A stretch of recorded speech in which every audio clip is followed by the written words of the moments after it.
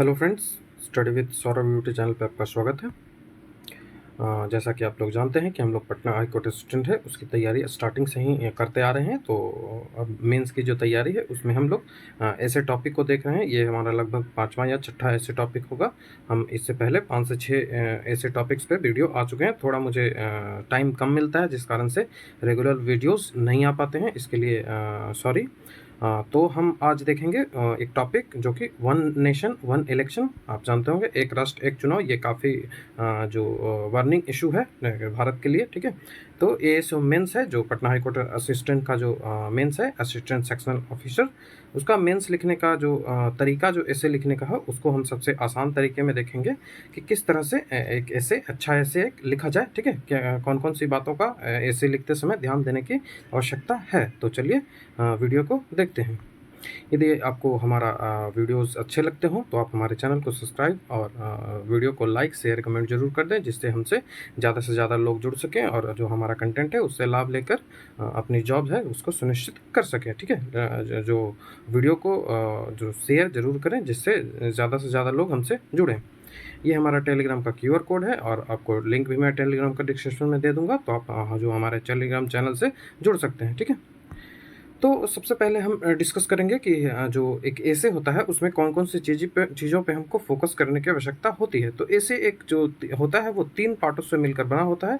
एक होता है इंट्रोडक्शन पार्ट, एक होता है बॉडी पार्ट, ठीक है, और एक होता है कंक्लूजन।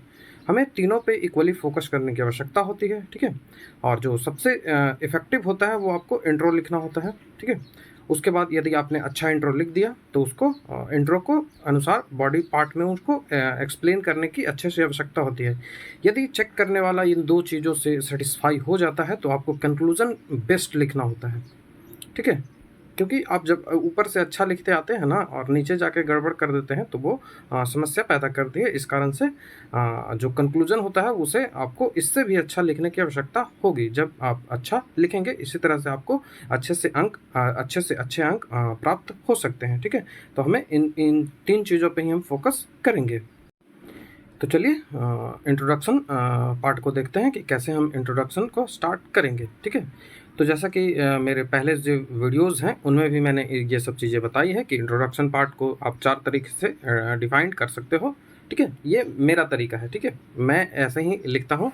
तो या तो आप डिफिनेशन से लिख सकते हो इंट्रोडक्शन, या फिर आप कोई कोटेशन से लिख सकते हो इंट्रोडक्शन, या फिर आप एग्जांपल से इंट्रोडक्शन लिख सकते हो, या फिर आप किसी जो डेटा है, ठीक है, जो फैक्ट्स है उनसे आप स्टार्ट कर सकते हो। ठीक है, जैसे कि भारत की जनसंख्या इतना है, ऐसे करके आप यदि जनसंख्या पे आपका ऐसे लिखना आ जाए तो आप ऐसे लिख सकते हो डेटा से। ठीक है, तो इन 4 तरीकों से आपको जो इंट्रोडक्शन है वो लिखना चाहिए, तो वो इफेक्टिव होगा। ये मैंने अपने अपने अपने जो खुद की प्रैक्टिस है उससे ये डेवलप किया है। ठीक है, अब आपको मैं वन बाय वन इंट्रोडक्शन लिख के दिखाता हूँ कि कैसा एक इंट्रोडक्शन होना चाहिए। डेफिनेशन से लिखेंगे तो कैसे, कोटेशन से लिखेंगे तो कैसे, एग्जाम्पल से लिखेंगे तो कैसे, और डेटा से लिखेंगे तो कैसे। तो चलिए देखते हैं कि कैसे कैसे इंट्रोडक्शन लिखते हैं। ठीक है, तो ये एक पहला इंट्रोडक्शन आपको मिल रहा है डेफिनेशन से। ठीक है, डेफिनेशन से देखिए इंट्रोडक्शन कैसे लिखेंगे। तो पहला जो टॉपिक है वो इसमें आपको दिखना चाहिए। तो टॉपिक हमारा है वो election, one nation one election.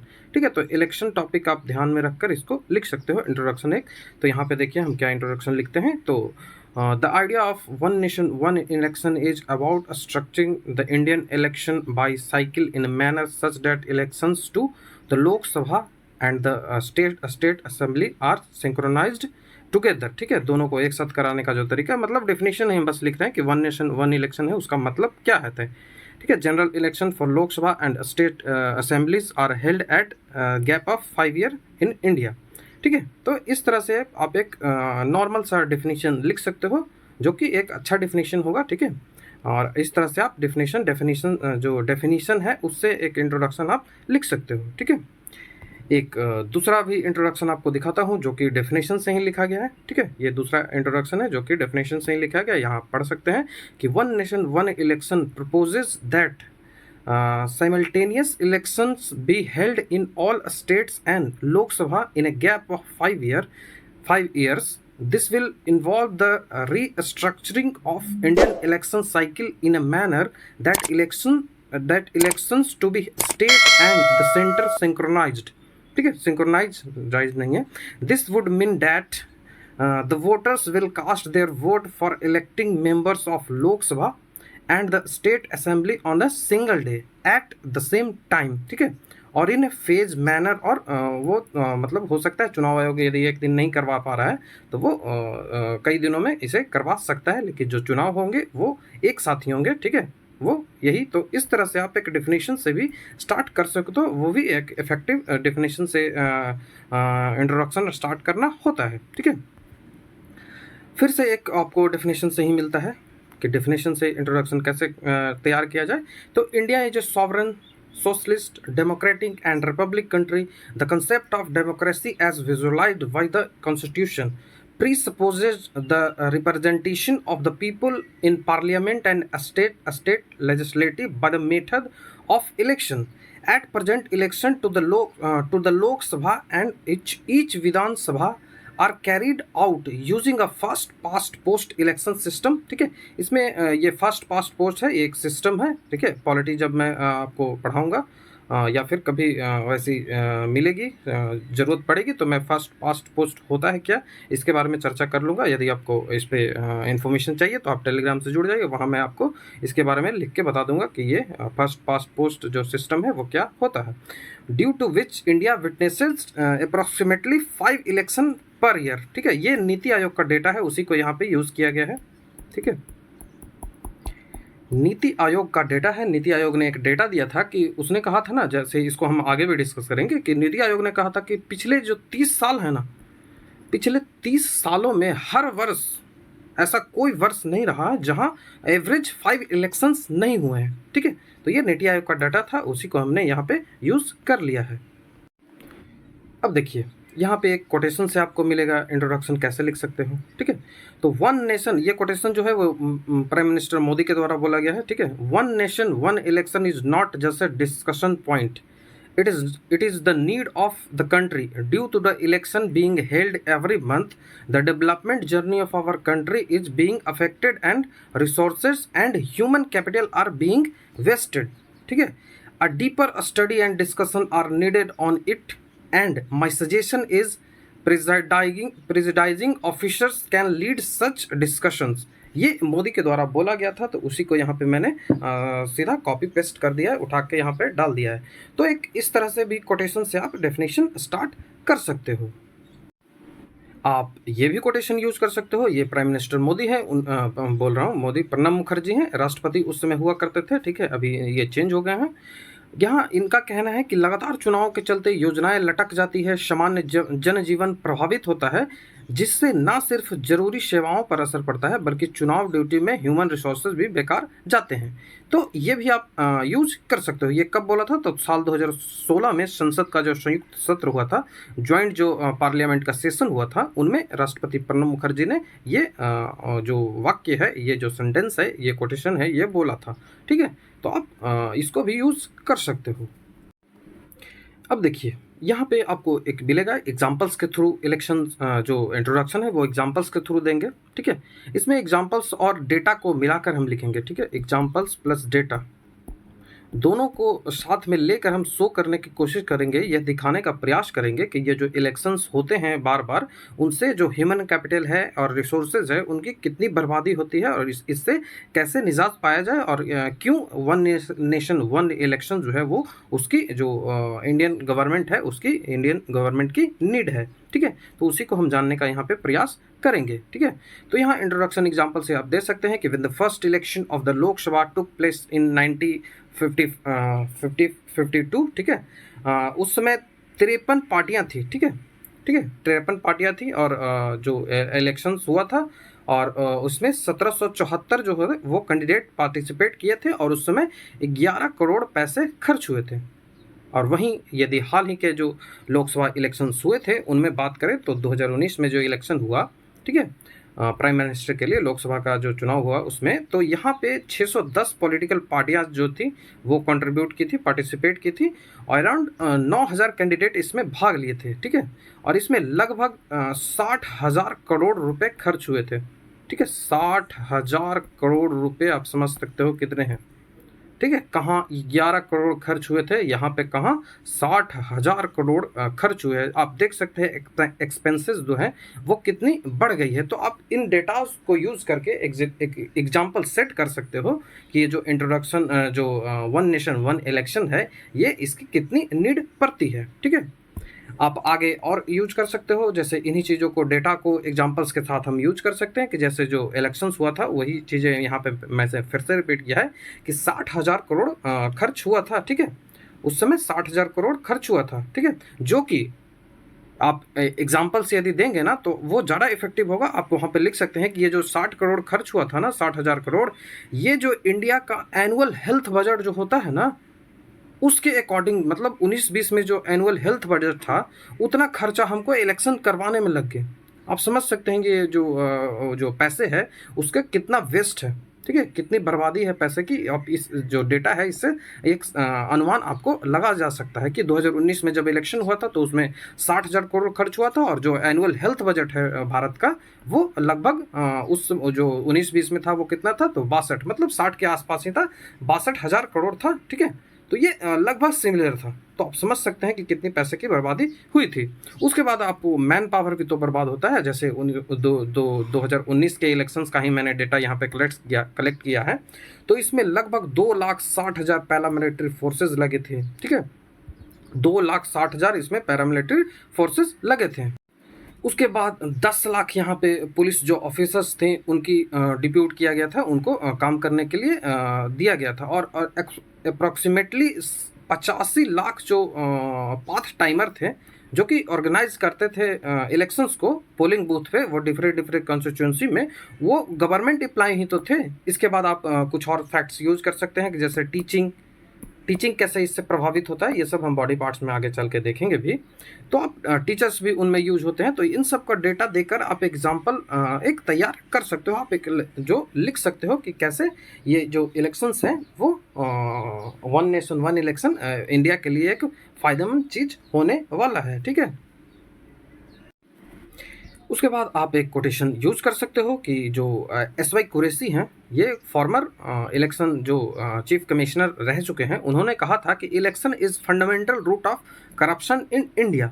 ठीक है, election is the fundamental root of corruption in India. ये जो SY कुरैशी के द्वारा कहा गया है, इनको भी आप यूज कर सकते हो कि कैसे बार बार जब इलेक्शंस होंगे तो वो जो फंड हैं और जो पैसे हैं उनकी कैसे करप्शन होगा। ठीक है, तो इसको भी आप ऐड कर सकते हो जब बॉडी पार्ट्स लिखोगे। तो इस तरह से आप एक इंट्रो तैयार कर सकते हो। हमने जो तीनों पार्ट थे इंट्रोडक्शन लिखने का, मैंने तरीका क्या क्या बताया था, डिफिनेशन से, कोटेशन से, एग्जाम्पल से, डेटा से। तो हमने डिफिनेशन से देख लिया, कोटेशन से देख लिया, उसके बाद एग्जाम्पल्स और डेटा को एक साथ मिलाकर हमने देख लिया कि कैसे एक इंट्रोडक्शन लिखा जाए, एक अच्छा इंट्रोडक्शन लिखा जाए। तो आशा करता हूँ आपको ये जो इंट्रोडक्शन लिखने का तरीका है ये आपको अच्छा लगा होगा। जो नेक्स्ट हमारा टॉपिक बचता है, हमने इंट्रोडक्शन देख लिया, उसके बाद हमको बॉडी पार्ट्स पे जाना है। तो चलिए बॉडी पार्ट में देखते हैं कि कौन कौन से जो टॉपिक्स है हमको बॉडी पार्ट्स में ऐड करने हैं। तो बॉडी पार्ट्स की ओर बढ़ते हैं कि कौन कौन से टॉपिक है वो हमको बॉडी पार्ट्स में करने की आवश्यकता होती है। ठीक है, इनको ऐड करना ज़रूरी है। तो सबसे पहले हम देखेंगे कि बॉडी पार्ट में क्या क्या चीज़ें हमको लिखने की आवश्यकता है। ठीक है, तो सबसे पहले ज़रूरी होता है कि वो ये जो चीज़ है वो क्यों इसकी आवश्यकता पड़ रही है। ठीक है, वाई पे सबसे ज़्यादा चर्चा करने की ज़रूरत होती है। तो इसमें आप लिख सकते हैं, रिसोर्सेज पे फोकस कर सकते हैं, गवर्नमेंट एम्प्लॉय का कैसे वेस्टेज होता है, मनी कैसे वेस्ट होता है, करप्शन को कैसे इंक्रीज इसमें किया जाता है, फोर्सेस का यूज, टीचर्स का यूज, कोड ऑफ कंडक्ट लगाकर कैसे जनजीवन है वो प्रभावित होती है। उसके बाद जो प्रीवियस इलेक्शन जो सिस्टम है वो डेवलपमेंट को कैसे अफेक्ट कर रही है, development of countries affected without because lack of administration, ये सब प्रभावित हो रही है जो पहले इलेक्शन है उससे। जो फर्स्ट पास्ट पोस्ट, मतलब डिफरेंट इलेक्शंस जो होते हैं उनमें कैसे उनसे कौन कौन सी चीज़ें प्रभावित हो रही है। तो जब कोई चीज़ में जब कारण जब दिखेगा ना, उससे जब प्रॉब्लम होगी ना, तभी ना नया चीज़ की आवश्यकता होगी। तो हम प्रॉब्लम्स पे पहले बात कर रहे हैं कि क्यों इसकी आवश्यकता पड़ी, वाई पे हम चर्चा करेंगे। तो हमें वाई पे जब हमने चर्चा किया तो ये सब पॉइंट्स हमको मिले कि इन सब चीज़ों पे हम लिखेंगे ना तो एक इफेक्टिवनेस आएगा, और जो कॉज है वो भी आपको दिखेगा कि क्यों हमें एक नया इलेक्शंस जो है उसकी नया इलेक्शन सिस्टम की आवश्यकता है। उसके बाद हम तुरंत चर्चा करेंगे जैसे ही इंट्रोडक्शन पार्ट ख़त्म करेंगे। वाई पे हमने बात आपको बता दिया कि कैसे आपको वाई पे डिस्कशन करना है। उसी को डिस्कशन करने से पहले भाई जो क्यों ये चीज़ें पनप रही है उसको डिस्कशन करने से पहले या फिर उसे डिस्कशन करने के बाद आप जैसा ठीक समझे आप इस फैक्ट को यूज करेंगे। ठीक है, जो साइमल्टेनियस इलेक्शंस है वो पहले भी कंडक्ट हो चुके हैं। ठीक है, पहले भी लोकसभा और स्टेट जो असेंबलीज हैं उनका इलेक्शन साइमल्टेनियसली करवाया गया है, एक साथ उन्हें करवाया गया है। और कब कब करवाया गया है तो 1952 में करवाया गया है, 1957 में करवाया गया है, 1962 में करवाया गया है और 1967 में करवाया गया है। तो इन सब पे ये जो सबसे जो तरीका होता है वाई पे फोकस करने से पहले हम इन पे फोकस करेंगे कि ये जो चीज़ें हैं ये नई चीज़ नहीं है, ये इससे पहले भी हो चुकी है। ठीक है, ये जो इलेक्शंस है एक साथ वो इससे पहले भी कराई जा चुकी हैं, तो ये ज़्यादा समस्या जो है वो क्रिएट नहीं करने वाली है। ठीक है, उसके बाद हम जो चर्चा करेंगे वो हमको करना चाहिए कि जो ये जो रिकमेंडेशन है सो वो कहाँ कहाँ से आई। ठीक है, ये जो रिकमेंडेशंस हैं वो कैसे आई, क्यों ज़रूरत पड़ी। ठीक है, वाई पे तो हम लोग चर्चा कर ही लिए। वाई के बाद जो स्टडीज़ हुई, ठीक है, तो वो स्टडीज़ में क्या क्या कहा गया, ठीक है, कहाँ कहाँ से इसे रिकमेंड किया गया कि वन नेशन वन इलेक्शन होना चाहिए। ठीक है, तो सबसे पहले जो लॉ कमीशन बना, यहाँ मैं डेट लिख दूँ तो 1983 का जो लॉ कमीशन बना था ना, लॉ कमीशन, उसने सबसे पहले रिकमेंड किया था कि जो साइमल्टेनियस जो इलेक्शंस है लोकसभा एंड स्टेट लेजिस्लेटिव का उसे करवाना चाहिए। ठीक है, उसके बाद जो 79 रिपोर्ट आई पार्लियामेंट्री स्टैंडिंग कमिटीज़ की, आप जानते हैं कि पार्लियामेंट का जो स्टैंडिंग कमेटी है वो कई सारी हैं, उन्हीं के जो रिपोर्ट आई वो लॉ एंड जस्टिस पे जो रिपोर्ट आई थी रिकमेंडिंग किया, तो उन्होंने रिकमेंड किया कि 2 फेज इलेक्शन शेड्यूल जो होता है one current with Lok Sabha election, the second is mid term of the Lok Sabha. ठीक है, तो इन्होंने भी रिकमेंड किया कि जो इलेक्शंस है उन दोनों को ये जो डिफरेंट इलेक्शन होते हैं उनको साथ में किया जाना चाहिए, स्टेट लेजिस्लेटिव का और फिर जो सेंट्रल पार्लियामेंट है उसका जो इलेक्शंस होता है उनको साथ करवाए जाने की आवश्यकता है। ठीक है, उसके बाद इलेक्शंस कमीशन जो है वो भी कह चुका है कि ये जो चीज़ें हैं वो करवा सकते हैं, I am ready for that. ठीक है, हम इसके लिए तैयार हैं, आप इसे करवा सकते हैं, ये इलेक्शंस कमीशन कई बार कह चुके हैं। ठीक है, उसके बाद आप यहाँ पे एक और ऐड कर सकते हो, यहाँ पे आप एक और चीज़ ऐड कर सकते हो कि 2017 में, जैसा कि मैंने पहले बताया था, 2017 में नीति आयोग का रिपोर्ट आया था। ठीक है, नीति आयोग का रिपोर्ट आया था, ये भारत की एक संस्था है, आप जानते होंगे। ठीक है, तो 2017 में नीति आयोग का रिपोर्ट आया, उसने जो स्टडी करने के बाद बताया कि पिछले 30 सालों में ऐसा कोई भी वर्ष नहीं रहा जहां एवरेज 5 इलेक्शन नहीं हुए हो। ठीक है, जिस वर्ष भारत में एवरेज 5 इलेक्शंस नहीं हुए हैं, तो आप समझ सकते हैं कि कितनी जो पैसे की बर्बादी हो सकती है। इस कारण से इन जो संस्थाएं थी उन्होंने जो साइमल्टेनियस इलेक्शंस होते हैं उनको करवाने की आवश्यकता समझी, उनको रिकमेंड किया। तो आप इन रिकमेंडेशंस पे चर्चा कर देंगे। ठीक है, आप सबसे पहले तो आपको वाई पे चर्चा करनी है या फिर आप पहले रिकमेंडेशंस पे चर्चा कर देंगे या फिर वाई के जो आप ठीक समझे वो आप कर सकते हो। ठीक है, उसके बाद रिकमेंडेशन हो गया, उसके बाद हम चर्चा करेंगे कि इसके एडवांटेज क्या है। ठीक है, जब इलेक्शन साथ में होने लगेंगे तो इससे क्या एडवांटेज हमको मिलेंगी। ठीक है, तो एडवांटेज में हम चर्चा करेंगे कि जो स्टडीज़ आई उनमें कहा गया कि ये जो इलेक्शंस होते हैं, जो कॉस्ट ऑफ इलेक्शंस होते हैं वो कमेंगे। ठीक है, जो ये जो कम के नीचे आएंगे, जो कि हेल्प करेंगे किसमें, तो गवर्नमेंट को हेल्प करेंगे। वो अपने जो फोकस होते हैं गवर्नमेंट एस्पेक्ट्स पे उनको फोकस करेंगे। ठीक है, गवर्नमेंट को क्या क्या काम करना चाहिए उन पे फोकस करेंगे rather than focusing on election aspects. ठीक है, इलेक्टोरल एस्पेक्ट्स पे वो फोकस नहीं करेंगे, वो डेवलपमेंट के जो प्रोजेक्ट्स हैं उन पे गवर्नमेंट ज़्यादा फोकस करेगी, ना कि जो प्रचार करने में व्यस्त रहेगी, एडवर्टाइजमेंट करने में व्यस्त रहेगी, स्पेशली फॉर नेशनल पार्टीज़। ठीक है, आप देख सकते हो कि आजकल जो इलेक्शंस हैं वो हमेशा होते रहते हैं और जो वो फोकस जो करना चाहिए वो जो इलेक्शंस पे ज़्यादा फोकस होता है और जो काम है उस पर कम फोकस होता है। ठीक है, और it has been started the simultaneous election will also control corruptions. ठीक है, ये करप्शंस को भी कम करेगा, जैसा कि हमने पहले भी चर्चा कर लिया। और लीगल फिनांसिंग जो होता है, इलीगल फिनांसिंग जो होता है इलेक्शन में, जैसा आप जानते हैं कि जो फंड जिसे आप कहते हैं कि फंड दिया जाता है, ठीक है, बड़े बिजनेसमैन के द्वारा और जो इलीगल बैकग्राउंड लोग होते हैं उनके द्वारा जो फंड दिया जाता है वो भी इसमें कमी उसमें आएगी। ठीक है,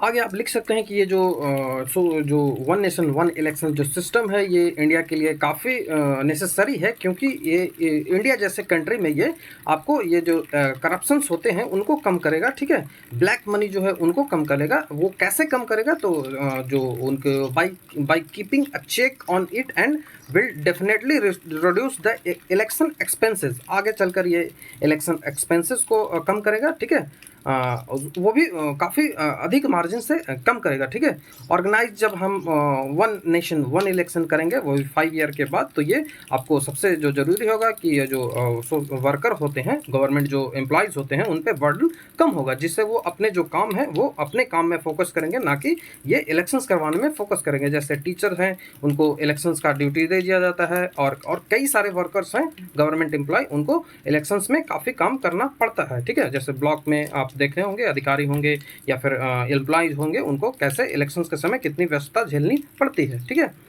तो वो भी कमेगा। ठीक है, उसके बाद इलेक्शंस कमीशन का काम घटेगा। ठीक है, गवर्नमेंट का जो एडमिनिस्ट्रेशन होगा वो सुधरेगा। जो सिविल सर्वेंट है वो उनका जो गवर्नमेंट के मतलब जो लोग हैं उनके प्रति जो उनका कर्तव्य होगा, उनकी ड्यूटीज़ होगी, उन पे वो ज़्यादा फोकस करेंगे रादर देन इलेक्शंस। ठीक है, उसके बाद पुलिसिंग हो गया, आर्मी पर्सोनेल हो गए, ये सब को जो अपने जो रिवैम्प करेंगे वो इफिशियंटली इन रिस्पेक्टिव फील्ड्स, जो अपने अपने उनके काम रहेंगे ना, उन पे वो फोकस करेंगे कि रादर देन इलेक्शंस करवाने में। ठीक है, तो आप ये पॉइंट्स आप इस तरह से लिख सकते हो। ठीक है, और जो people will able to examine the process of policies of their respective leaders and party in much finer way. ठीक है, ये जब ऐसे सिस्टम्स जब लागू हो जाएंगी तो वो जो भारतीय जनता जो है वो जो इंडियन पीपल हैं वो ज़्यादा इफेक्टिवली वो चेक कर पाएंगे कि जो गवर्नमेंट है वो कैसे काम कर रही है, वो इफेक्टिवली काम कर रही है नहीं कर रही है। ठीक है, तो ये इफेक्टिव होगा। आप इस तरह से इन चीज़ों को लिख सकते हो। ठीक है, और एक पॉइंट और आप कह सकते हो कि जब भी एक election one nation one election जब हो जाएगा तो ये वोटिंग परसेंटेज इंक्रीज करेगा। ठीक है, वोटिंग परसेंटेज कैसे इंक्रीज करेगा? तो जब एक समय आप वो वोट करने का जो टाइम होगा वो फिक्स कर दिया जाएगा कि जैसे टाइम वोटिंग करने का समय है वो मार्च में कभी होगा। ठीक है, मार्च में कभी वोटिंग होगा। तो ये जब फिक्स हो जाएगा तो जितने भी माइग्रेंट्स वर्कर होते हैं, जो जॉब होल्डर होते हैं, वो उनको बस एक बार आना पड़ेगा वोटिंग करने के लिए। ये जो आने का जो माइग्रेंट वर्कर्स जो होते हैं उनको बड़ी समस्या होती है आने में, काफ़ी समस्या होती है आने में। जब इलेक्शंस बार बार होते हैं तो कितनी बार वो आए, इस कारण से वोटिंग जो परसेंटेज होता है आपने देखा होगा कि 60 से 65 के बीच ही रह जाता है। ठीक है, 60 से 65 के बीच ही वोटिंग परसेंट रह जाता है। इसमें काफ़ी सुधार आएगा आगे से। ठीक है, जैसा वन नेशन वन इलेक्शन कर दिया जाएगा, क्योंकि इसके बाद जो वोटर्स हैं उनको एक बार ही यहाँ पे आना पड़ेगा। उसके बाद जो इसका एक और फायदा आपको देखने को मिलेगा कि जो वोटर लिस्ट तैयार होते हैं, आप जानते होंगे कि लोकसभा का इलेक्शन और राज्यसभा का जो इलेक्शन होता है और राष्ट्रपति या उपराष्ट्रपति हो, इन सभी का इलेक्शन कमीशन ऑफ इंडिया के द्वारा किया जाता है और वोटर लिस्ट भी उन्हीं के द्वारा तैयार किया जाता है। और आप जानते होंगे कि पंचायत इलेक्शन का जो वोटिंग लिस्ट होता है, उनकी जितनी प्रिपरेशन होती है वो स्टेट इलेक्शन कमीशन होता है उसके द्वारा तैयार किया जाता है। तो ये जब तैयार होता है, जो इलिटरेट वोटर होते हैं, रूरल एरिया के जो वोटर्स होते हैं, उनमें काफ़ी कन्फ्यूजन होता है वोटर लिस्ट को लेके।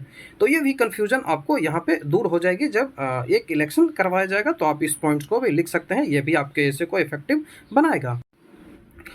उसके बाद आप आगे और कुछ पॉइंट्स को ऐड कर सकते हो, जैसे कि ये जो सिस्टम आएगा, ये सिस्टम जब आएगा तो पॉलिटिकल जो पार्टीज़ हैं उनका ज़्यादा फोकस आ जाएगा काम पे। ठीक है, रादर देन वो इलेक्शनिंग जो कैंपेन होता है उनमें कम फोकस होगा, क्योंकि वो इलेक्शंस एक ही बार होंगे, वो काम पे ज़्यादा फोकस करेंगे। ठीक है, उसके बाद जो फ्रिक्वेंट इलेक्शंस होते हैं थ्रू आउट द ईयर, इससे जो ओवरऑल नेशनल डेवलपमेंट होता है वो उसमें कमी आती है।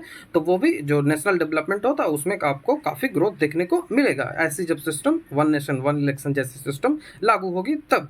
ठीक है। It can revive stagnant government scheme, जो रुके हुए गवर्नमेंट स्कीम्स हैं उनको उनमें ये रिवाइव आएगा, उसमें एक बूस्ट आएगा, ठीक है, resulting in speedy development of country, ठीक है। तो ये भी आप पॉइंट्स ऐड कर सकते हो। उसके बाद जो सबसे इंपॉर्टेंट पॉइंट है कि जो फेक पॉलिटिशियंस का एजेंडाज होता है, जैसे कास्ट पे हो गया, रिलीजन्स पे हो गया, जो अदर सेंसिटिव इशूज हो गए, इन पे आप देख रहे हैं कि आजकल कितनी बातें हो रही हैं, ठीक है। आजकल रिलीजन्स पे ही वोट लड़े जा रहे हैं रादर देन डेवलपमेंट प्रोजेक्ट्स पे, ठीक है। तो डेवलपमेंट पे काम करने की आवश्यकता है। तो ये जो इलेक्शंस आजकल होते हैं वो कास्ट पे होते हैं, रिलीजन्स पे होते हैं, ये सब आप देखने को काफ़ी आपको मिलता होगा। तो ये एक जब एक इलेक्शन जो होगा वो एक टाइम होगा, तो ये जो इतनी जो सोशल हार्मनी जिसके कारण डिस्टर्ब हो रही है, ये जो सेंसिटिव इशूज़ के कारण हिंदू मुस्लिम को लेके हो गया, कास्ट को लेके हो गया, मंदिर मस्जिद को लेके हो गया, तो ये सब जो इशूज़ आ रहे हैं जिससे सोशल हार्मनी जो है हमारी ख़राब हो रही है। तो इसमें पॉलिटिकल पार्टियां हैं, इनका काफ़ी जो रोल प्ले करती है, पॉलिटिकल पार्टी काफ़ी रोल इनमें प्ले करती है। तो इस सब में भी कमी आएगी, क्योंकि 5 वर्ष में एक बार ही इलेक्शंस होगा, तो बार बार इलेक्शन जब नहीं हुआ तो ये इशूज जो हैं वो कम जो उठाए जाएंगे, जिस कारण से इन इशू जो सोशल हार्मनी है उसमें बढ़ोतरी देखने को आपको मिल सकती है, ठीक है। और जो ये जो चीज़ें हैं जो कि डिस्टर्बेंस आती है सोसाइटी में, वो सब आपको कम देखने को मिलेगा जब ये सिस्टम लागू हो जाएगी। तो ये जो पॉइंट्स थे, ये जो एडवांटेज थे, ये जो एक साथ हम इलेक्शन करवाएंगे तो उनसे क्या क्या एडवांटेज मिलेंगे, उन सब पे ये पॉइंट्स हमने देख लिया, ठीक है। तो हम बॉडी पार्ट पे काम कर रहे थे। बॉडी पार्ट में हमने 3 चीज़ों पे डिस्कशन अभी तक कर लिया है। सबसे पहले वाई पे किया है, उसके बाद रिकमेंडेशन पे किया है, ठीक है, उसके बाद एडवांटेज पे किया है। तो अब बच जाता है डिसएडवांटेज, ठीक है। तो हम अब डिसएडवांटेज पर चर्चा करेंगे कि इनसे जो इलेक्शंस ऐसे होंगे उससे क्या डिसएडवांटेज देखने को मिलेगा। तो चलिए चलते हैं। उसके बाद जब हम एडवांटेज पे चर्चा हमने कर ली है, तो उसे आपको ये बनता है कि वन नेशन वन इलेक्शन है, उससे डिसएडवांटेज क्या होने वाली है, उससे क्या क्या समस्या हमको देखने को मिलने वाली है, उस पर हम चर्चा कर लें, ठीक है। तो सबसे पहले देखेंगे कि जब इलेक्शंस जो होंगे वो आप जानते होंगे कि जो स्टेट इलेक्शन होता है, मतलब कि जो लोकसभा का चुनाव होता है, और जो विधानसभा का चुनाव होता है, मतलब कि स्टेट इलेक्शन और जो लोकसभा का चुनाव और जो लोकल चुनाव होते हैं, इन सब पे हम बात कर रहे हैं, ठीक है। स्टेट लेजिस्लेटिव का चुनाव और फिर जो लोकसभा एंड राज्यसभा का चुनाव जो होता है वो डिफरेंट इशू पे लड़ा जाता है। आप जानते होंगे कि आपको पता होगा कि आपको सेंटर के लिए कौन सी सरकार चुननी है और आपको अपने स्टेट के लिए कौन सी सरकार चुननी है, ठीक है। तो ये हाँ, यहाँ पे मुझे एक बहुत और बात याद आ गई कि जब जो सेंटर और स्टेट की जो पार्टियाँ होती हैं ना, जैसे देखिए ये जो यहाँ पे भी डिसएडवांटेज मिलेगी कि जैसे देखिए आपको सेंटर में जो चुनाव होता है, ठीक है, आपको जो सेंटर में पार्टी होगी तो ज़्यादा लोग चाहेंगे स्टेट के कि स्टेट में भी जो पार्टी हो वो जो सेंटर में पार्टी हो वही स्टेट में पार्टी हो। तो इससे भी डिसएडवांटेज मिलेंगी। जो लोकल पार्टियां हैं, स्मॉल पार्टीज जो हैं, उनको प्रॉब्लम फेस करने को देखने को मिलेगा कि क्योंकि वो जो इंडियन का वेव, इंडियन पैन वेव जो होगा ना, पैन इंडिया वेव, उससे समस्याएं देखने को मिलेगी। आगे हम इन चीज़ों पर डिस्कस करेंगे, ठीक है।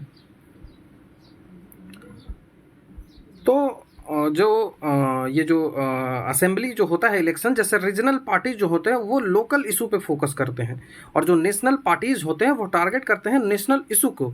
तो ये पॉसिबिलिटीज़ बनती है कि जब रीजनल पार्टी जो होंगे, जब इलेक्शंस एक साथ होंगे, तो रीजनल पार्टियाँ जो होगी वो not able to raise the local issues, ठीक है।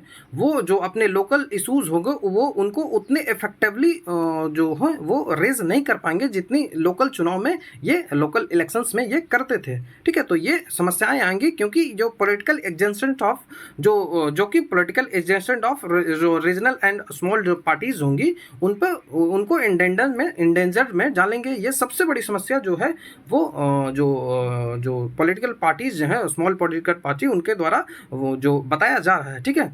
क्योंकि ये वाकई में ऐसा होगा, क्योंकि जो पैन इंडिया जो वेव है, जो भारत के लिए जो सिक्योरिटी इशू, मान लिया कि कोई सिक्योरिटी इशू है उस पर भारत के लिए काम किया जा रहा है, तो कोई स्टेट पे फोकस क्यों करेगा, ठीक है, वो नेशनल इशू पे ही फोकस करेगा। तो ये लाजमी सी बात है कि नेशनल इशू पे ही जो स्टेट चुनाव है वो भी लड़ा जाएगा, जिससे जो स्टेट का डेवलपमेंट है वो हो सकता है कि इससे इफेक्ट होगा, ठीक है। ये पॉसिबिलिटीज़ बनती है कि इससे जो स्टेट का डेवलपमेंट है वो इफेक्ट हो सकता है, ठीक है। तो ये वो, और सबसे जो ज़रूरी बात है वो पॉलिटिकल पार्टियां इंडेंजर में हो जाएगी, तो आप इस इशू को लिख सकते हैं, ठीक है।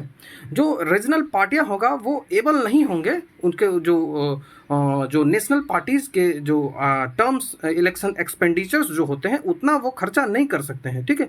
क्योंकि जो रीजनल पार्टियां होती हैं वो छोटी होती हैं, ठीक है। उनके पास उतने फंड रेज नहीं होते हैं, उनके पास उतना फंड नहीं मिलता है जिससे वो नेशनल पार्टी के जैसे खर्च कर सकें। अभी आप जानते होंगे कि 7 नेशनल पार्टियां हैं, ठीक है। आपको नेशनल पार्टी का दर्जा दे दिया है और 2 जो नेशनल पार्टीज थी उनको नेशनल पार्टी से हटा दिया गया है। आप ये फैक्ट्स जानते होंगे, ठीक है।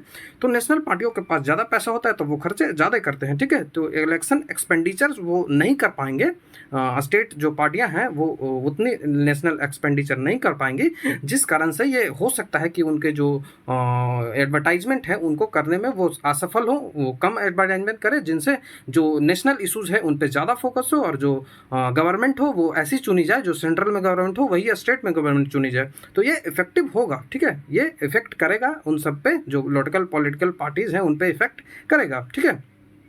जब जो इलेक्शंस हैं वो एक साथ करवाए जाएंगे तो ये जो सबसे बड़ी समस्या देखने को कई सारी पार्टियों के द्वारा या फिर कोई भी संस्थान है उनके द्वारा भी कहा जा रहा है कि रिजल्ट जो है वो देर से आएगी, ठीक है। आप जानते होंगे कि अभी काफ़ी तेज़ी से रिजल्ट आ जाता है, तो ये रिजल्ट आने में देरी होगी। तो रिजल्ट आने में देरी क्यों होगी? क्योंकि एक साथ जब पूरे भारत में इलेक्शन होगा, एक साथ जब पूरे भारत में इलेक्शन होगा तो समस्या यही होगी कि इतने सारा वर्कर्स को कैसे हम काम पे लगाएं, किस तरह से काम करें कि ये जो इलेक्शंस के रिजल्ट है वो जल्द से जल्द आए। तो ये भी एक समस्या होगी कि इतने सारे इलेक्शंस कैसे करवाए जाएं। आप ये भी इशू उठते हैं कि ये इतने सारे जो ईवीएम्स हैं उनको कैसे व्यवस्था किया जाएगा, इतने सारे एम्प्लॉयज़ हैं उनको कैसे काम पे किया जाएगा। उसके बाद एक और सबसे बड़ी समस्या आती है कि जो भारत है वो डाइवर्सिटी वाली कंट्री है, चाहे वो क्लाइमेट के रूप में ही हो, चाहे वो फूड हो, ड्रेस हो, हर रूप से भारत है वो डाइवर्स है, ठीक है।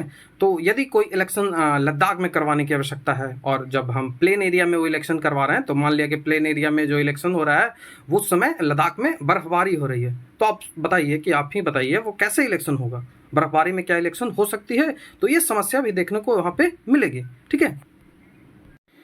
उसके बाद एक और जो डेटा है वो आया है कि जो IDFC एक संस्थान है वो एक सर्वे कराई जिसमें बताया गया कि जो 77% जो है वो चांसेज होते हैं ना कि इंडियन वोटर उन्हीं को वोट करेंगे जो स्टेट और सेंटर दोनों में है, वो सेम पार्टीज़ को वोट करेंगे। जैसे कि मैंने पहले भी बताया था कि जब सेंटर में जो पार्टियां रहती है, जो सेंटर में पार्टियां रहती हैं, स्टेट वाले चाहते हैं कि उन्हीं पार्टी को हम स्टेट में भी लाएं, जिससे जो इलेक्शन जो है वो जो डेवलपमेंट स्टेट का वो इफेक्टिव ना हो, क्योंकि फंड जो है वो आसानी से मिल जाते हैं। जब स्टेट और सेंटर में एक ही पार्टी होती है ना, तो फंडिंग में वो आसानी होती है। ये अमूमन सी बात है, कोई भी पार्टी कहे कि हम बायस्ड नहीं होते हैं, लेकिन फिर भी वो बायस्ड होते हैं, ठीक है। वो होते ही हैं बायस्ड। जो अपनी जो सेंट्रल और स्टेट में जब पार्टियां एक समान होगी तो वहाँ डेवलपमेंट भी उस जो स्टेट है उसका ज़्यादा होगा, ठीक है। तो ये भी समस्या देखने को मिलेगी, क्योंकि IDFC के द्वारा जो सर्वे कराया गया था उसने बताया कि जो 70% है, 77% चांसेस होते हैं कि जो वोटर्स होंगे उन्हीं को वोट करेंगे, जो सेंट्रल में होगी उन्हीं को स्टेट में भी वोटर करेंगे। इससे जो इलेक्शंस जो होते हैं वो साइमल्टेनियस इलेक्शन होने से पॉलिटिकल पार्टीज़ जो हैं, स्मॉल जो पॉलिटिकल पार्टीज़ हैं, उनको जो उनको इफेक्ट करेगा, जिनसे वो इंडेंजर में चले जाएंगे। तो इन सब पॉइंटों को आप डिसएडवांटेज में लिख सकते हो। काफ़ी अच्छे तरीके से आप इनको एक पैराग्राफ के रूप में अरेंज कर इसे लिख सकते हो। तो आपका जो एसे है वो काफ़ी इफेक्टिव एसे बनेगा, ठीक है। उसके बाद जैसा कि हमने बात किया कि अब इनको लागू करने में चैलेंजेस हमको क्या क्या देखने को मिलेंगे, ठीक है। हमने बात कर ली, सारी चीज़ों पे हमने बात कर ली, जैसे कि इन सब पे, जैसे कि ये ज़रूरत क्यों पड़ी, ठीक है। इनको रिकमेंड किया गया, इस पे बात कर ली। इसके क्या एडवांटेज हैं, इस पे हमने बात कर ली। इसके क्या डिसएडवांटेज हैं, इस पे हमने बात कर ली। तो अब मान लिया कि हम सेटिस्फाई कर गए हैं सारी चीज़ों से, तो अब जब हम लागू करने आएंगे तो हमारे सामने क्या क्या चैलेंजेस आएंगे उन पे हम बात करते हैं, और उसके बाद हम उनके सॉल्यूशंस पे बात करेंगे, ठीक है। उनके पॉसिबल क्या सॉल्यूशंस होने चाहिए, ठीक है। इफेक्टिवली क्या उनके सॉल्यूशंस होने चाहिए, इन पे हम बात करेंगे, ठीक है। तो ये एक इफेक्टिवनेस आपके ऐसे में लाएगा जब आप चैलेंजेस पे भी बात करेंगे, उनके सॉल्यूशंस पे भी बात करेंगे, उसके अकॉर्डिंग आपने कंक्लूजन भी आपने लिख देना है काफ़ी अच्छे से। तो वो हो ही नहीं सकता कि आपको 70 to 80% मार्क्स ना मिले, ठीक है। ऐसे में आपकी जो ग्रामेटिकल यदि आप सही हो तो आप हो सकता है कि आप 90% मार्क्स तक भी चले जाएँ, ठीक है? जब आपकी जो स्ट्रक्चर फॉर्मेशन की आपकी जो ग्रामेटिकल नॉलेज आपकी सही हो, आप सही रूप से पैसेज को इंटरलिंक कर देते हो, तो आप मैं डेफ़िनेटली कह सकता हूँ कि आप 90% मार्क्स ला सकते हो ऐसे में भी, जो कि एक बहुत अच्छा मार्क्स है। इतना आना बहुत मुश्किल होता है, ठीक है? तो हम चैलेंजेस पे बात कर रहे हैं, तो सबसे बड़ा जो चैलेंज है वो क्लाइमेट है, ठीक है? जब इंडियन स्टेट का जो क्लाइमेट होता है, जैसे कि मैंने बताया, वो सेम नहीं होता है। जैसा सिक्किम हो गया, लद्दाख हो गया, कश्मीर हो गया, हो सकता है कि जब चुनाव हो यहाँ भारत में, जब चुनाव हो तो वहाँ बर्फ़बारी हो, यहाँ यहाँ जो है वो क्लाइमेट ऐसा नहीं हो। उसके बाद सबसे बड़ी समस्या ईवीएम की आती है कि ईवीएम जो है वो कैसे इकट्ठा किया जाए? इतने सारे ईवीएम क्या हो सकते हैं? और क्या जब वो ईवीएम बना दिए जाएँगे तो उनके फिर क्या यूजेज़ होंगे? 5 साल के लिए तो फिर उनके यूजेज़ ही नहीं होंगे, तो क्या इस पे उतना खर्चा करने की आवश्यकता है? ठीक है? तो इन सब चीज़ों को लिखेंगे, उसके बाद वर्कर्स कहाँ से इतना लाए जाएँगे, ठीक है? उसके बाद जो रिज़ल्ट होगा उसके लिए ये काफ़ी चीज़ें हैं जो चैलेंजेस हमको देखने को मिलेंगे, जिनमें कुछ चीज़ें को हमने यहाँ पे डिस्कस किया है।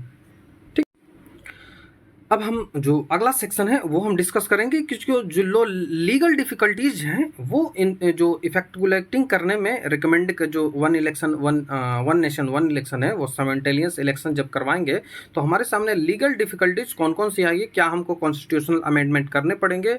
यदि हाँ करने पड़ेंगे तो कौन-कौन से पार्ट्स में हमको कॉन्स्टिट्यूशन अमेंडमेंट करने पड़ेंगे? क्या कॉन्स्टिट्यूशन अमेंडमेंट के बाद कुछ और एक्ट्स हैं उनमें भी हमको कॉन्स्टिट्यूशन अमेंडमेंट करने पड़ेंगे, ठीक है? और कौन-कौन से सेक्शंस में हमको कॉन्स्टिट्यूशन अमेंडमेंट करने पड़ेंगे, इन सब पे हम इस पार्ट में चर्चा करेंगे, ठीक है? तो जो अमेंडमेंट आपको जो करना पड़ेगा वो रिप्रेजेंटेशन ऑफ पीपुल्स एक्ट 1951 है, इसमें आपको रिकमेंडेशन करने की ज़रूरत होगी, ठीक है? जो साइमल्टेनियस इलेक्शन है वो सेक्शन 2 है वो डिफाइन करता है, और सेक्शन 14 एंड सेक्शन 15, ठीक है? ये जो चीज़ें हैं ये साइमल्टेनियस इलेक्शंस को डिफाइन करती है। तो इन सब में हमको रिकमेंडेशन करने की, जो रिकमेंडेशन बोल रहा हूँ, अमेंड करने की आवश्यकता होगी, ठीक है? उसके बाद आवश्यकता है कि जो स्टेट लेजिस्लेटिव असेंबली का जो रूल ऑफ प्रोसीड्यूर है, जो उसके conduct of business and requirements हैं, उनको अमेंड करने की आवश्यकता होती है। जैसे कि अमेंड आपको करने की आवश्यकता होगी as per social analytics would be replace the non confidence motion. इन सब पे को भी रिप्लेस करने की, इन सब पे भी अमेंड करने की आवश्यकता होगी non confidence motion with the phrase called motion of constructive vote or of non confidence. तो this is to give away the issue of dissolution of Lok Sabha, ठीक है? जब आप नो कॉन्फिडेंस मोशन को हटा देंगे तो ये काफ़ी बड़ा इशू बनता है, क्योंकि यही जो नो कॉन्फिडेंस मोशन होता है, इससे जो यदि वो बहुमत में ना हो, जो पार्टीज़ जो सेंटर में है अभी वो बहुमत में ना हो, उसको वोटिंग परसेंटेज उसकी ज़्यादा ना हो, तो वो नो कॉन्फिडेंस मोशन में जो है परफॉर्म नहीं कर पाती, वो जीत नहीं पाती इसमें, और उस तरह से वो जो लोकसभा है वो डिसॉल्व हो जाती है। तो इसमें भी समस्या आएगी जब, तो इसको भी चेंज करने की आवश्यकता है, ठीक है? इन सब पे भी बात करने की आवश्यकता है। तो ये लीगल डिफ़िकल्टीज़ हमारे सामने जो आएंगी।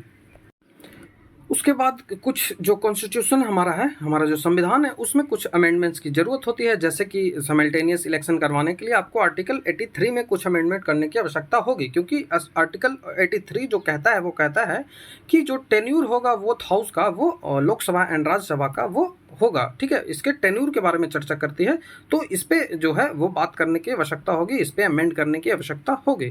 उसके बाद जो आर्टिकल 83 का सब सेक्शन जो 2 है वो कहता है कि जो 5 ईयर का जो टर्म होगा लोकसभा का, और जो वो कब स्टार्ट होगा, तो वो जिस दिन जो पहला दिन होता है ना, from date of first sitting unless dissolve earlier, ठीक है? इसके बाद 5 जैसे पहले दिन से स्टार्ट होगा और 5 साल तक जाएगा, ठीक है? जब तक कि वो पहले डिसॉल्व ना हो जाए, ठीक है?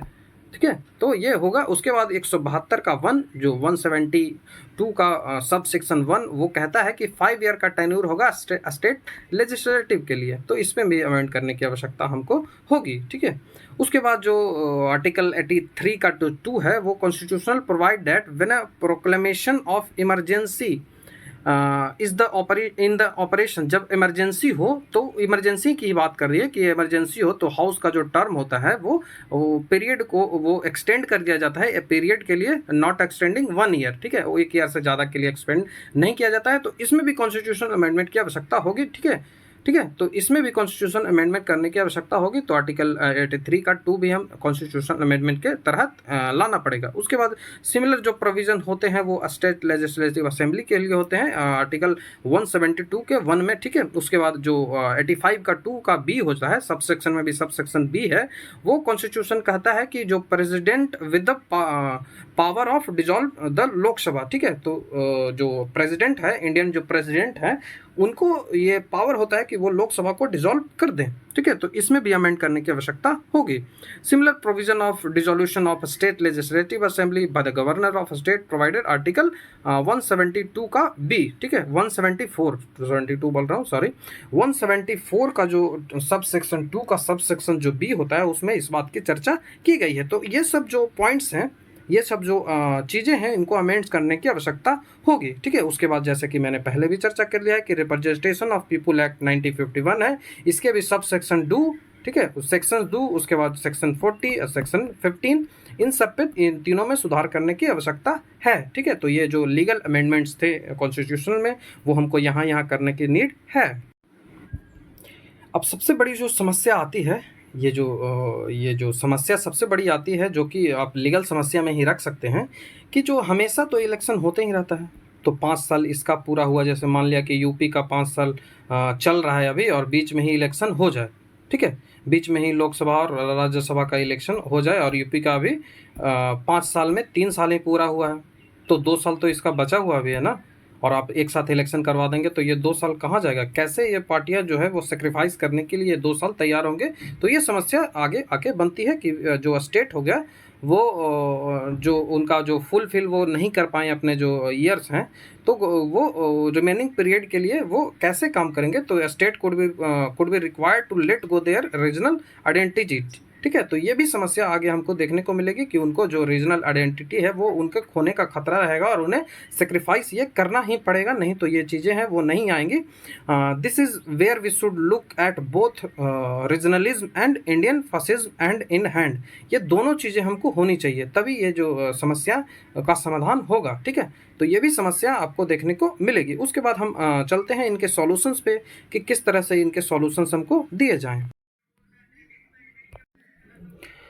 एक समस्या आई जिसके मैंने शायद चर्चा नहीं की है, तो एक समस्या यदि आ गई कि 5 साल के लिए इलेक्शन चुन लिया गया, ठीक है, 5 साल के लिए इलेक्शन करवा दिया गया, लेकिन 3 साल में ही वो जो पार्टी है वो कंटिन्यू नहीं कर पाई और 3 साल में ख़त्म होगी, तो आगे 2 साल क्या होगा?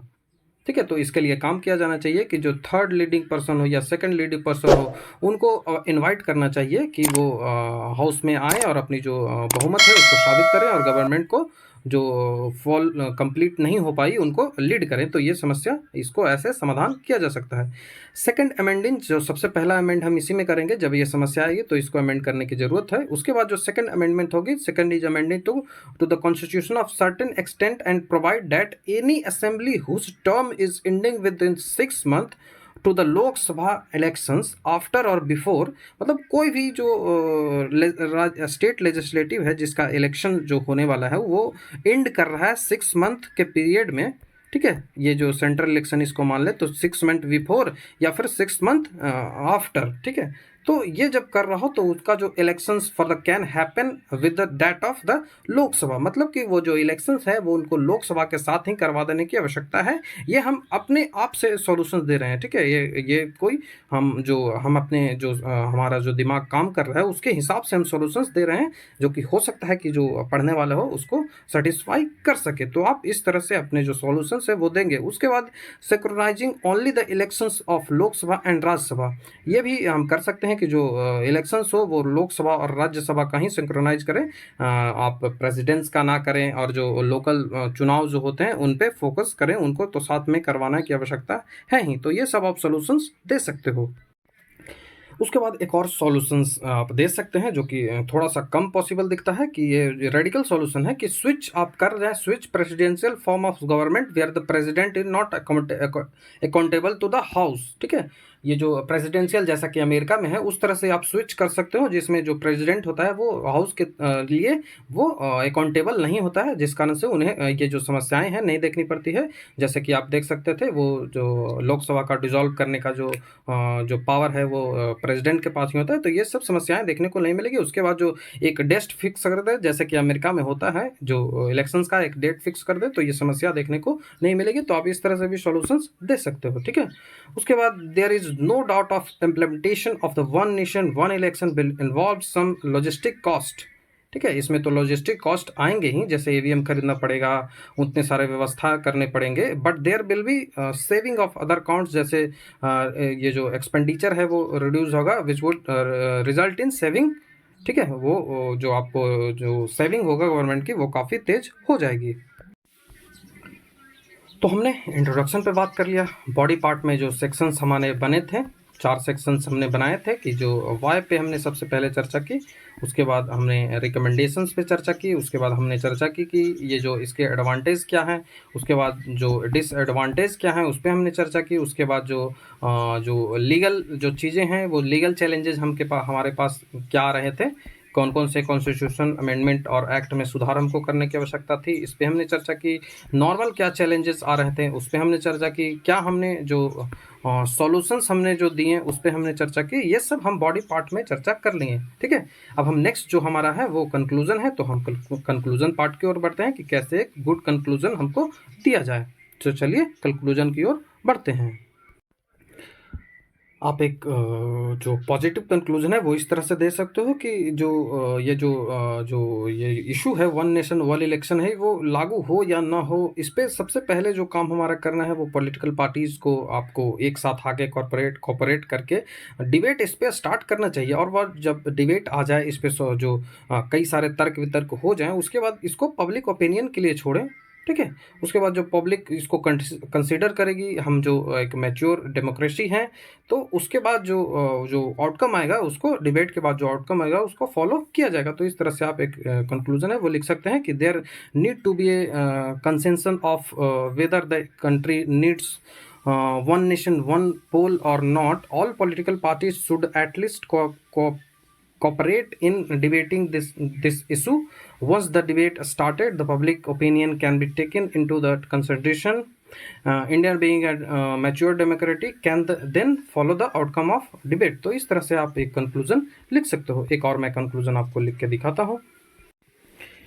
एक कंक्लूजन हम लिख सकते हैं कि now it is necessary to initiate general and political debate on this very needed topic, मतलब कि one nation one election, so that problems could be tackle with efficient and agreed solution. सबसे ज़्यादा जरूरी होता है वो एग्रीड सॉल्यूशन की, ना कि डिक्टेटरशिप टाइप से, ठीक है। And new concept could be embarrassed by the consent of all major and minor political party। जब वो एक साथ डिबेट करेंगे तो उनसे काफ़ी सारे जो कंसेप्ट है, न्यू कंसेप्ट आपको देखने को यहाँ पे मिलेंगे। Media and nation which would be greater national interest in favour of development and would nature the basic structure of our constitution. तो इस तरह से आप भी एक कंक्लूजन लिख सकते हो। तो हमने जो काफ़ी डिटेल में ये जो तीनों पार्ट हैं, इंट्रोडक्शन, बॉडी पार्ट, कंक्लूजन, तीनों पे बात कर लिया है, ठीक है। तो आशा करता हूँ आपको ये जो वीडियो है वो अच्छा लगा होगा। आपको वीडियो कैसा लगा आप कमेंट में ज़रूर बताएं, ठीक है। तो हमने एक डिटेल एक्सप्लेनेशन के साथ जो वन नेशन वन इलेक्शन पे एक एशे जो लिखना है वो कैसे लिखें उसका सबसे आसान तरीका हमने यहाँ पे देखा, ठीक है। तो आपको वीडियो कैसा लगा आप कमेंट में ज़रूर बताएँ। यदि आपको वीडियो अच्छा लगता हो तो हमारे चैनल को सब्सक्राइब कर लें, वीडियो को लाइक शेयर कमेंट जरूर कर लें। और जो लाइक शेयर करेंगे तो इससे हमारे जो स्टूडेंट्स हैं वो हमसे ज़्यादा से ज़्यादा जुड़ पाएंगे, जिससे वो हमारे कंटेंट से लाभ लेकर अपनी जॉब सुनिश्चित कर सकें। ये हमारा टेलीग्राम का लिंक है, ये QR कोड है, इससे आप ज्वाइन कर सकते हो, या फिर मैं इसका लिंक डिस्क्रिप्शन में दे दूँगा, आप वहाँ से ज्वाइन कर लें। क्योंकि जो PDFs होते हैं, जितनी भी इन्फॉर्मेशन होती है वो मैं यहीं पर अपलोड करते रहता हूँ। तो आप इससे जो हमारा टेलीग्राम चैनल है उससे जुड़ना ना भूलें, ठीक है। तो वीडियो देखने के लिए थैंक यू।